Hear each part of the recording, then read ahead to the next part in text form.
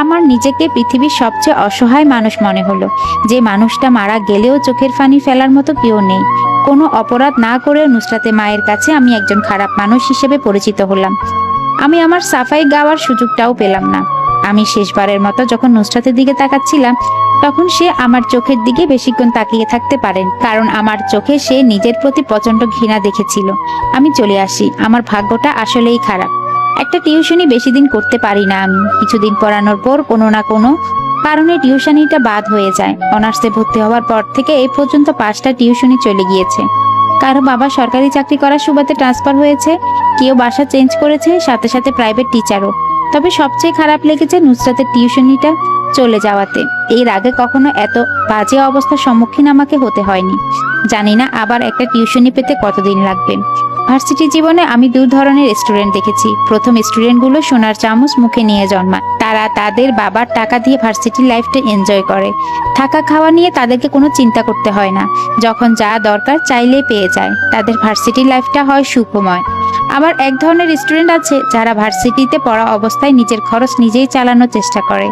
কেউ কেউ বাধ্য হয় নিজের খরচ নিজে চালাতে। বাসা থেকে প্রতি মাসে খরচ দেওয়ার মতো টাকা হয়তো থাকে না তাদের পরিবারের। এসব ছাত্রের মাঝে আমিও একজন। যদিও আমাকে থাকা খাওয়া নিয়ে চিন্তা করতে হয় না, তবুও লেখাপড়ার টাকাটা বাসায় চাওয়ার সাহস পাই না আমি। বরং টিউশনি করে মায়ের হাতে কিছু টাকা দেওয়ার চেষ্টা করি।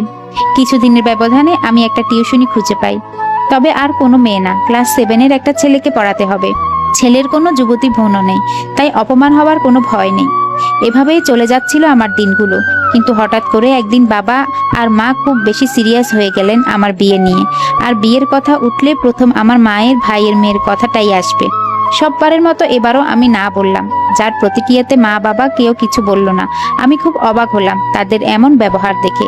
বাবা হয়তো কিছু না বলতে পারে, কিন্তু মা তো ছেড়ে দেওয়ার পাত্র নয়। এর আগে যতবারই আমি না বলেছি ততবারই আমার মা নানা রকম কথা শুনিয়েছে।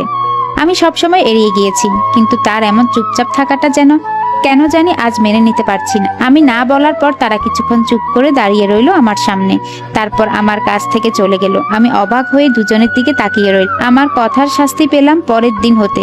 কথাটা বলার পর আমার বাবা মা আমার সাথে কথা বলা পুরোপুরি বন্ধ করে দিলেন। আমার খুব খারাপ লাগলো যখন দেখলাম বাসার কেউ আমার সাথে কথা বলে না। আমার মনে হলো এই বাড়ি থেকে চলে যাই। এই বাড়ির কেউ আমাকে বুঝতে চায় না। সবাই শুধু নিজের দিকটাই দেখে, কেউ আমার কথাটা একবারও ভাবে না। কিন্তু যখন নিজেকে প্রশ্ন করলাম কোথায় যাব আমি, আমার কি যাওয়ার মতো কোনো জায়গা আছে? যদি থাকতো তাহলে না হয় যেতে পারতাম। এই পৃথিবীতে কিছু কিছু মানুষ থাকে যাদের যাওয়ার কোনো জায়গা থাকে না।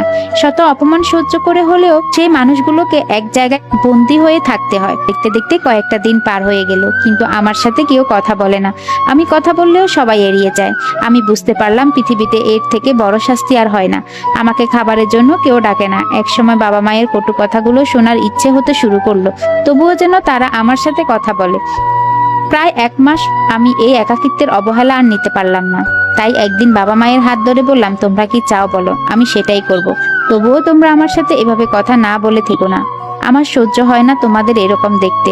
তোমাদের কথা মতোই আমি বিয়ে করব, তবুও তোমরা আমার সাথে কথা বলো। তখন মা আমার সাথে প্রথম কথা বলল, তো আমরাও তোর ভালো চাই। আমার ভাইয়ের আর কোনো সন্তান নেই, একটা মেয়ে শুধু। বিয়ের পর সবকিছু তোর হয়ে যাবে।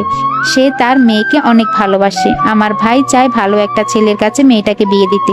যত টাকা লাগে সে দিতে রাজি। আমাকে তোর কথা বলেছিল। আমি তো জানি তুই কেমন। আমি তোর উপর কত অন্যায় করেছি, কারণে অকারণে রাগ দেখিয়েছি।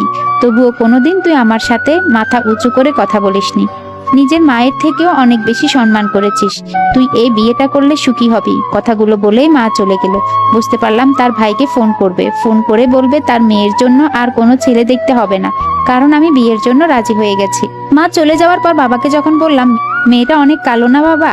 বড় ধরনের কোনো সমস্যাও আছে হয়তো, না হলে তো আমার সাথে বিয়ে দেওয়ার জন্য এত পাগল হতো না।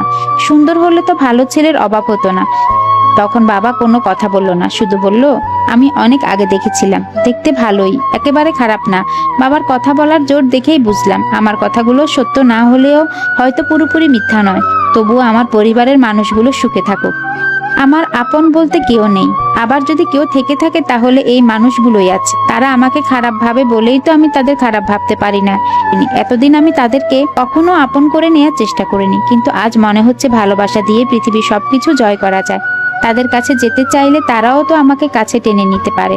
বিয়েটা করব বলে মা অনেক খুশি হয়েছে, কিন্তু মানুষের আদর ভালোবাসা পাওয়ার জন্য নিজের ইচ্ছা অনিচ্ছা বিসর্জন দেওয়াটাও কোনো পাপ না। রাতে মা যখন খুব খুশি মনে বলল তারা খুব তাড়াতাড়ি বিয়েটা সেরে ফেলতে চায়, তখন আমি বললাম অন্তত অনার্সটা শেষ হোক, তারপর না হয় বিয়ে নিয়ে ভাবা যাবে। আমার কথা শুনে মা বলল, আমার ভাইয়ের মেয়েকে বিয়ে করলে তোর কোনো চাকরি বাকরি কিছুই করতে হবে না। আগে তো বলেছি আমার নাতি নাতনিদেরও কোনো অভাব হবে না। বিয়ের পরে ফ্ল্যাট তোদেরকে নতুন ফ্ল্যাট দিবে, আর তাছাড়া বিয়ের পরেও তুই অনার্স শেষ করতে পারবি। এমন না তো যে বিয়ে পরে তোকে কামাই করতে হবে। কথাগুলো বলে মা আমার রুম থেকে চলে গেল। বিয়ের জন্য এত তাড়াহুড়ো কেন করছে সেটা আমার আগোছালো মস্তিষ্কটা উপলব্ধি করতে পারলো না। এতদিন একটা জিনিস আমি বুঝেছি, সহজ সরল আনস্মার্ট ভালো ছেলেদের কোনো সুন্দরী মেয়েরা পছন্দ না করলেও তাদের বাবা মারা ঠিকই পছন্দ করে। নিজের মেয়ের বিয়ের জন্য প্রতিটা বাবা মাই হয়তো সহজ সরল ভালো একজন ছেলে খুঁজে। যেমনটা নুসরাতের মা আমাকে অনেক পছন্দ করত, কিন্তু নুসরাত দু চোখে দেখতে পারতো না। তাই হয়তো সেদিন তার বাবা মার সামনে এত বড় জঘন্য একটা মিথ্যা বলে আমাকে তার মায়ের কাছে খারাপ বানিয়েছে। যে মেয়েটার সাথে আমার বিয়ে ঠিক হয়েছে, এই মেয়েটার বাবার চোখেও আমি অনেক ভালো একজন মানুষ। যদিও আমি জানি না মেয়েটা দেখতে সুন্দর নাকি অসুন্দর, তবে সুন্দর হওয়ার কোনো চান্স নাই। আর হলেও নিশ্চয় তার বাবার মতো সে আমাকে পছন্দ করবে না, বিয়ের আগেই পালিয়ে যাবে নিজের বয়ফ্রেন্ডের সাথে। আমার জন্য কি অপেক্ষা করছে আমি জানি না। মা আমাকে মেয়েটার নাম্বার দিয়েছে ফোনে কথা বলার জন্য, কিন্তু আমি এখনো ফোন দেইনি। ভেবে পাই না একটা অপরিচিত মেয়েকে ফোন দিয়ে কি বলবো আমি। ফোন দিয়ে কি কোনো মেয়েকে জিজ্ঞেস করা যায় আপনি দেখতে কেমন, কালো নাকি ফর্সা, লম্বা নাকি খাটো, আপনার অতীত জীবনে কি কোনো দুর্ঘটনা ছিল? এসব বলাটা কোনো স্বাভাবিক মানুষের কাজ না। আমি মেয়েটার সম্পর্কে কিছুই জানি না, অথচ এই মেয়েটার সাথে আমার কিছুদিন পর বিয়ে হবে। মনের ভিতরে হাজারো প্রশ্ন নিয়ে মায়ের দেওয়া অপরিচিত নাম্বারটাতে ফোন দিলাম। দুবার রিং বাজার পরেও কেউ ফোন ধরলো না। মনে হলো ফোন ধরাতেই ভালো হয়েছে।